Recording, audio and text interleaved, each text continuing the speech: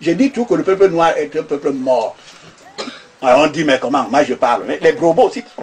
Un peuple qui n'a pas d'âme, qui ne sait pas où il doit aller, est un peuple mort. Nous sommes morts pendant les razzias négrières. C'est pour ça d'ailleurs qu'on parle de la renaissance africaine. Donc c'est un homme nouveau qui doit surgir maintenant.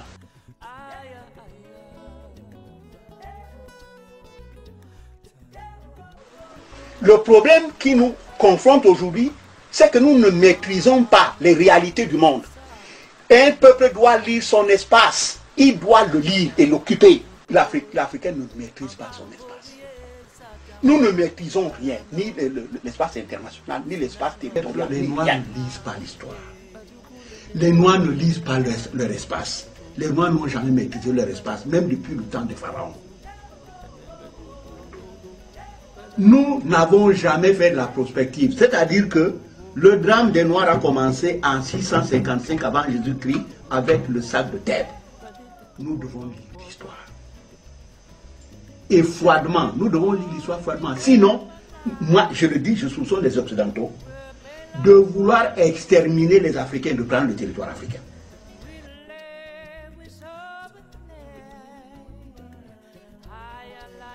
Bon, donc ça veut dire que si nous voulons demain exister, nous devons savoir que notre avenir est dans notre passé. Il faut retourner là où l'Afrique était protégée. Si vous prenez un âne, vous lui demandez de vous dessiner Dieu. L'âne va vous dessiner Dieu, qui est un âne. Il va vous dessiner un âne. Vous demandez à un arabe de vous dessiner un Dieu, il va vous dessiner un arabe. Vous demandez à un juif, il va vous dessiner un juif. Si vous demandez à un noir, il va vous dessiner un blanc. Ou même peut-être quelquefois un âne. Ça veut dire que nous ne savons même plus où nous avons nous donné le mot.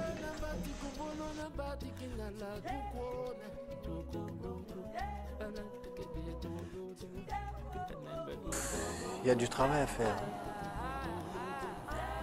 C'est ça que je disais tout à l'heure, que qu'est-ce qui se passe? Que là où il y a les Africains, on voit toujours, on rencontre toujours ce genre de souffrance. Or, les Africains sont dotés de pays bénis par Dieu où il y a tout. Donc, qu'est-ce qui se passe? Ça veut dire qu'il y a un problème. Et ce problème, moi, je dis que c'est d'abord un problème mental. Parce que quand vous enlevez votre mental, vous ne pouvez même pas construire.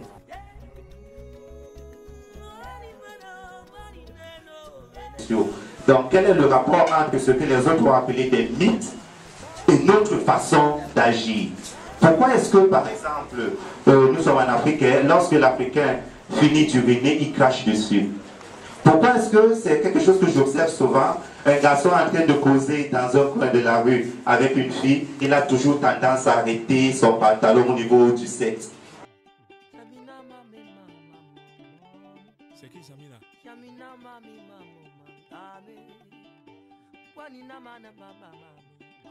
Tacle-moi les charangola. J'avais beaucoup plus de connaissances des trésors européens. Et à un moment donné, je me suis posé la question, quand est-ce que tu vas te découvrir toi-même? Et c'est à partir de là que je me suis intéressé à l'histoire de l'Afrique. Je suis sublimé et donc je me suis dit, pourquoi devrais-je me contenter d'apprécier les trésors des autres alors que sur le continent africain, il y en a autant. Mohamed Bakayoko est Soudan al-Wangari al-Timbukti, qui est considéré comme le plus grand savant africain de tous les temps, méconnu malheureusement parce que l'histoire africaine n'a pas été enseignée par ceux qui devraient l'enseigner. C'est quoi ça? C'est une djembé?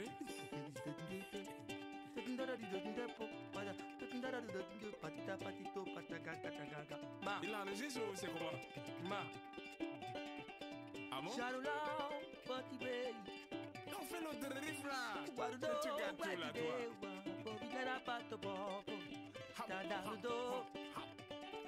Bon, l'album, il est fini quand on finit de travailler.